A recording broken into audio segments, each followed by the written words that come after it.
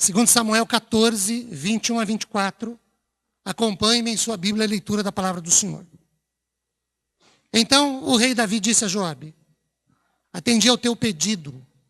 Vai, pois, e traze o jovem Absalão. Inclinando-se Joabe, prostrou-se em terra, abençoou o rei e disse: hoje reconheço que achei mercê diante de ti, ó rei meu senhor, porque o rei fez segundo a palavra do teu servo. Levantou-se Joabe, foi a Jesur e trouxe Absalão a Jerusalém. Disse o rei: torne para sua casa e não veja a minha face. Tornou-se, pois, Absalão para sua casa e não viu a face do rei. Queridos, esse texto narra o momento em que o rei Davi, rei de Israel, depois de pressionado, permite a volta, o regresso de Absalão para Jerusalém. Absalão é filho de Davi. A questão é que, conforme o versículo 24 nos permitiu observar, Absalão tem permissão de regressar para Jerusalém, porém, ele não poderia ver o rei, seu pai. Ele não poderia contemplar o rosto do seu pai. Ele voltava para Jerusalém com a permissão do rei, seu pai, mas ele não podia frequentar o palácio onde ele morava, porque afinal de contas ele era filho do rei.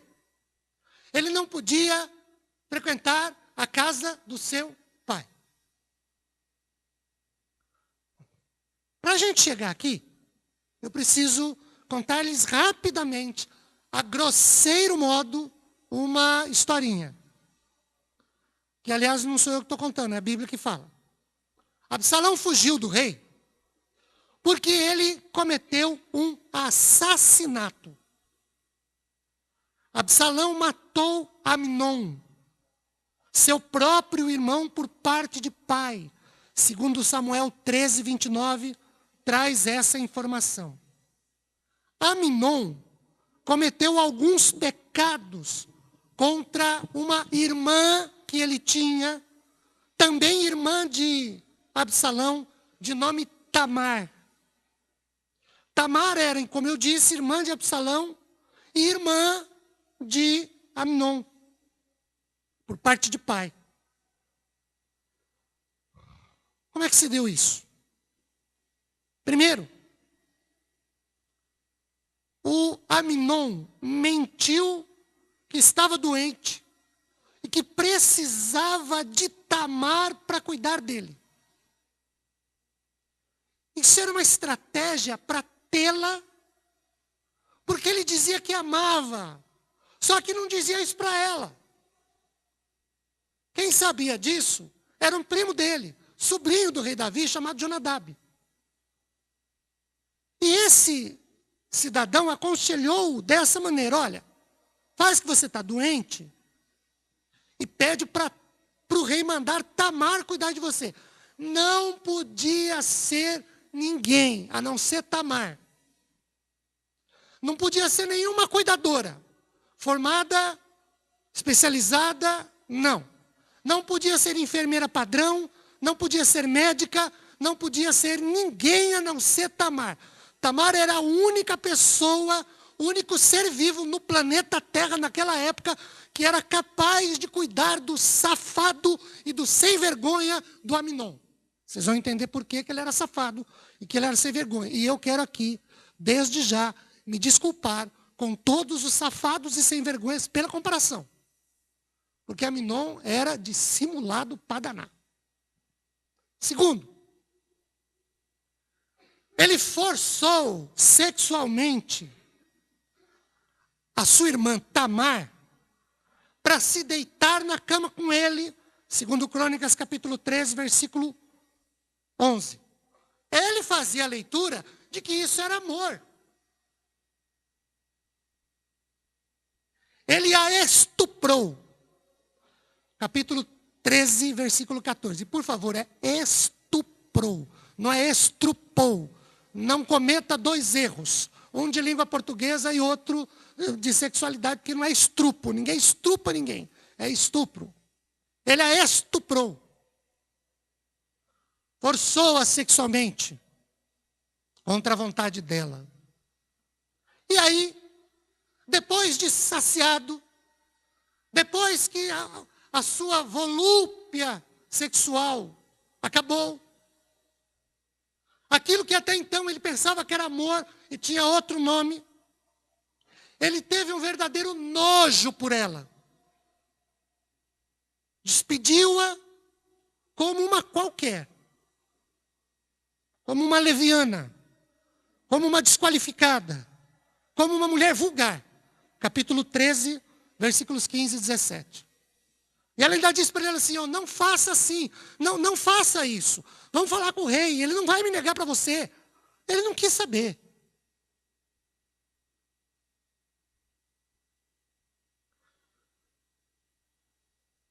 Essa mulher, ele dizia amar,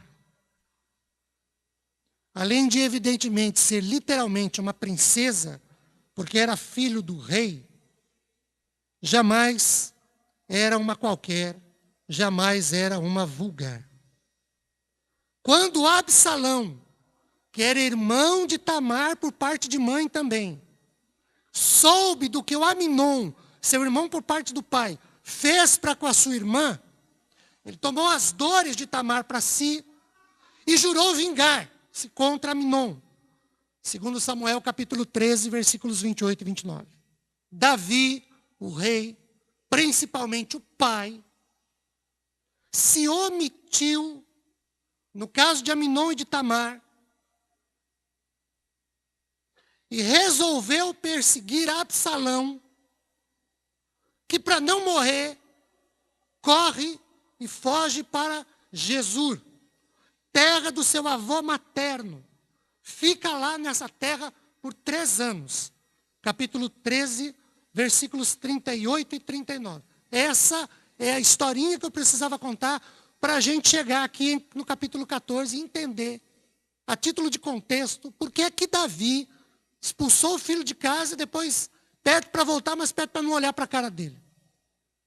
Então Davi, depois de tudo isso, resolveu perdoar Absalão.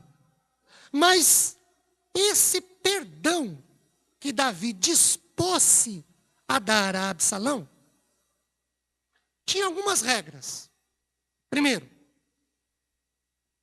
ele tornaria Absalão para sua própria casa, porém, não iria à casa do rei. Não frequentaria o palácio, não se faria presente nas festas, nas comemorações do palácio, mesmo sendo filho do rei. Essa era a regra. Eu te perdoo, porém, você não frequenta mais a minha casa, você não olha mais para a minha cara. Não quero conversa com você. Estou te deserdando. Segundo, consequentemente, Absalão não podia ver a face do rei. Essa era outra regra. Então, além de não poder frequentar a casa, ele também não podia ver a face do rei. Absalão podia ver qualquer pessoa, menos o rei. Ele podia falar com qualquer pessoa, menos com o rei. Ele podia conviver com qualquer pessoa, frequentar qualquer lugar, menos conviver com o rei e ver a face do rei, que era seu pai. Jamais esqueçamos disso. Hoje é dia dos pais. Eu não estou falando aqui da relação de um rei e de um vassalo. Eu estou falando da relação de um rei e de um pai com seu filho. Eu entendo que a atitude de Davi, pai, para com Absalão, filho, é uma atitude errada. Ele concedeu a Absalão o que eu chamo de perdão incompleto. É um perdão parcial. Eu entendo que é um tipo de perdão que parece perdão, mas não é perdão. parece perdão, mas se trata de uma simples predisposição ou uma tendência para perdoar, mas não é perdão. O verdadeiro perdão começa com a vontade deliberada de perdoar e se evidencia numa ação positiva e concreta de perdoar. Há continuidade. O verdadeiro perdão, queridos, faltou a Davi para Absalão. E aí eu preciso perguntar se esse verdadeiro perdão não falta nas nossas vidas. Se nós temos perdoado. E evidentemente que para responder a essa minha pergunta, o mínimo que todos temos que fazer é uma outra pergunta. Que é a seguinte: em que consiste o verdadeiro perdão? Então vamos à resposta dessa segunda pergunta, para entender o que significa o verdadeiro perdão, para depois responder a primeira pergunta, para saber se nós temos perdoado. Olhando para os versículos 21 e 24, eu entendo que o verdadeiro perdão consiste em permitir o reatar dos laços afetivos e fraternos. Vejam. Perdão onde não há diálogo não é perdão de verdade. Não é autêntico. Perdão que não permite o olhar nos olhos, o frequentar o mesmo lugar, o estar presente nos mesmos eventos, não é verdadeiro. O perdão que não permite a reaproximação, não é verdadeiro. É falso. É incompleto. É parcial. O perdão verdadeiro é aquele que permite o reatar dos laços afetivos entre as pessoas. Isso não quer dizer necessariamente que, mesmo depois de uma grande mágoa, um grande prejuízo financeiro ou moral, eu devo sair sorrindo a todo momento para com quem me prejudicou, para mostrar que perdoei. Não quer dizer que para demonstrar o perdão, eu devo convidar essa pessoa para um lanche, para almoçar comigo, para jantar comigo, nem para uma confraternização. Perdão verdadeiro é aquele que permite o reatar dos laços de amizade, laços afetivos, laços fraternos, mas que não quer dizer que eu devo sair de braços dados por aí com a pessoa para demonstrar que eu a perdoei. O reatar dos laços afetivos implica em diálogo. Davi não faz isso. Davi manda Joabe ir buscar Absalão e falar para Absalão, que ele, Davi, não fala. Diz, ó, pode trazer. Só que quando chegar aqui, ele não fala comigo, ele não olha na minha cara, não quero saber dele. Isso não é perdão. O que Davi devia fazer? Traz o rapaz aqui e olhando nos olhos dele, diz, olha, você matou seu irmão. Você fez isso, você fez aquilo outro. Eu quero te perdoar, mas andar comigo é outro departamento. Pode ser que um dia você venha andar, mas primeiro você vai precisar ganhar minha confiança de novo. Hoje você não tem. É diferente. Respeito quem pense que não é, mas eu entendo que é diferente. Porque neste caso em específico, Davi não olha para Absalão, Davi não fala com Absalão, Davi não tem contato nenhum com Absalão e o impede de ter contato com ele, Davi.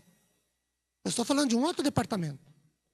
Eu estou falando de chamar, de olhar nos olhos, de dizer o que aconteceu, e dizer, olha, você está perdoado sobre isso, tua dívida está paga. Mas espera aí, para a gente ser amigo, tem uma distância meio grande. Meio grande. Posso pôr um pouquinho mais de meio? Mais meio grande.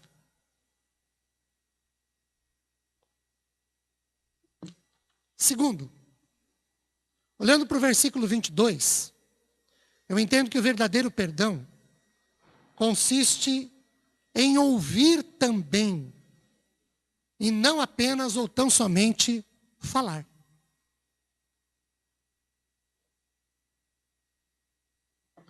Queridos, o verdadeiro perdão é aquele que permite que ambos os lados falem. Permite que o errado se explique, se pronuncie. Que o lado prejudicado ouça, dê atenção, permita a confissão e absolva o culpado. Não ouvir, mas falar somente, não é perdão verdadeiro. Pois, mesmo certíssimos, nós não somos donos da verdade. Davi errou quando não permitiu que Absalão lhe falhasse. Davi errou quando não permitiu que Absalão lhe procurasse, tivesse um contato consigo. Davi não quis saber de ouvir Absalão falar.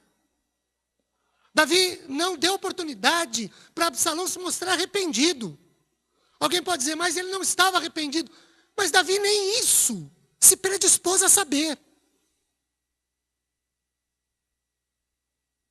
Queridos,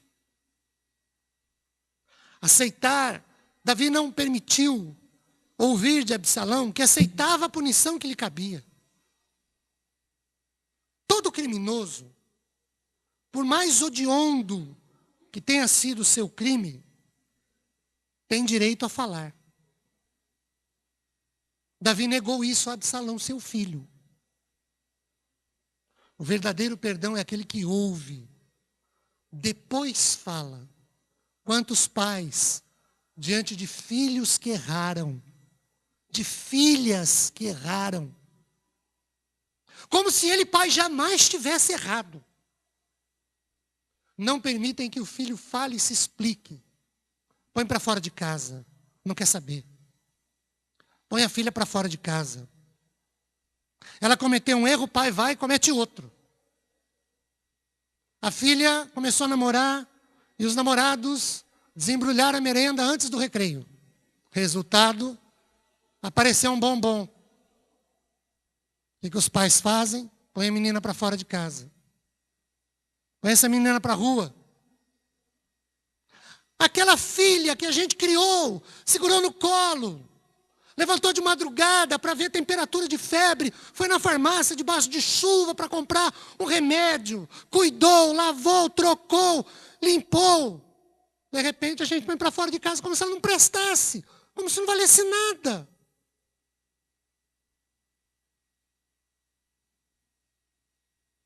Não dá a mínima oportunidade para a menina se explicar.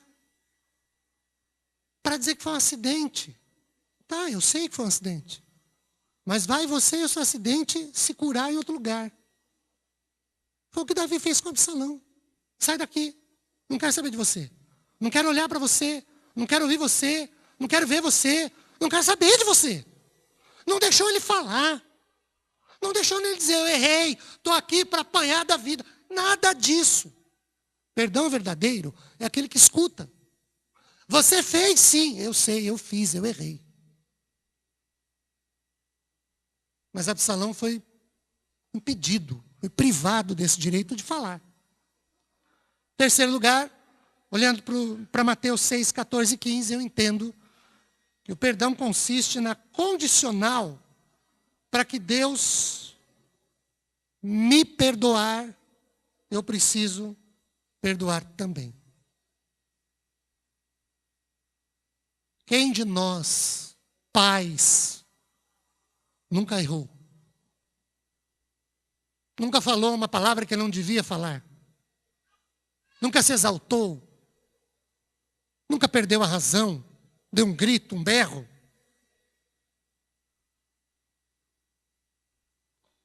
Quem de nós não erra diante de Deus e precisa de perdão? Quem de nós não falha diante do Senhor e precisa de perdão? A questão toda, à luz da palavra do Senhor, é que para Deus me perdoar, eu preciso perdoar também. E o tipo de perdão que eu quero de Deus é o tipo de perdão que eu tenho que dar para o próximo. Se eu dou um perdão incompleto, pela metade, é esse perdão que eu vou receber de Deus, porque esse eu não quero. Esse perdão pela metade, Esse perdão que Deus supostamente me daria, porque é a qualidade do perdão que eu dou para quem me prejudicou. Para quem me prejudicou, eu digo, não quero te ver, não quero falar com você, não quero que você frequente o mesmo lugar que eu. É o que Davi fez com Absalão, não foi? Já pensou se Deus faz isso com a gente? Senhor, eu errei, não quero saber de você, não quero olhar para você, não quero que você frequente a minha casa. Onde nós estaríamos hoje? Agora, no mínimo na água. Perdão verdadeiro é aquele que chama para uma conversa. Deixa o culpado falar. Ele será apenado, sim. Será disciplinado, sim, mas deixa ele falar. Deixa ele confessar. Dá uma chance para ele. Uma das minhas paixões pela igreja presbiteriana, que ontem completou 158 anos de fundação aqui no Brasil, mas eu sou daqueles que entendem que a igreja está aqui há muito mais tempo. Eu lamento que ontem não foram citados 2 eventos. Um foi do primeiro culto presbiteriano aqui, em março de 1547. Mas depois de 1634 não foi falado. Esqueceram dos holandeses. Falaram dos franceses, esqueceram dos holandeses. Eu fiquei ouvindo e falei assim, ninguém vai falar dos holandeses? Ninguém falou dos holandeses. Mas uma das coisas que me apaixona na igreja presbiteriana é que nós temos no nosso sistema de governo um código de disciplina, que é uma das minhas paixões. Eu sou declaradamente apaixonado pelo código de disciplina da igreja presbiteriana. Porque entre tantas coisas, ele é complicado, ele é complexo, mas para mim é apaixonante. Porque ninguém pode ser disciplinado na igreja presbiteriana sem que tenha direito amplo à defesa. E para defender-se, supõe-se comparecimento. A pessoa pode vir, pode se defender, ela se defende num conselho. Se ela for disciplinada e não aceitar, ela pode se defender no presbitério.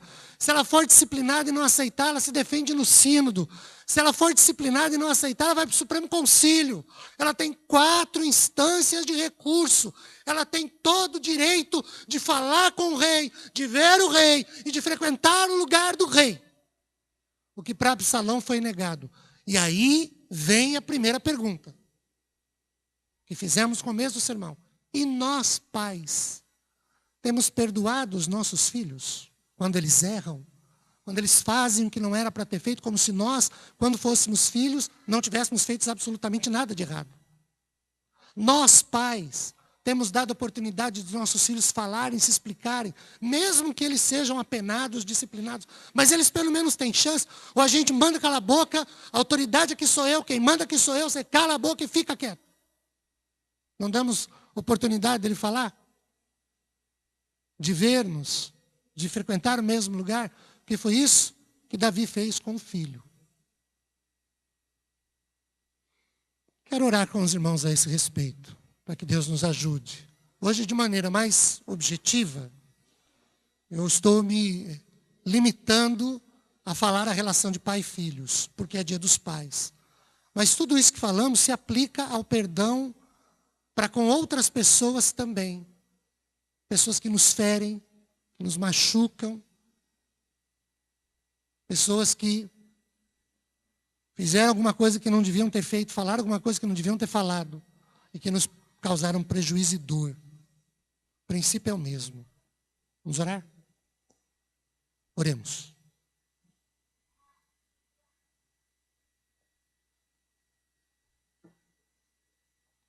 Ó Deus, nós somos pais e pessoas que convivemos com filhos e com o próximo.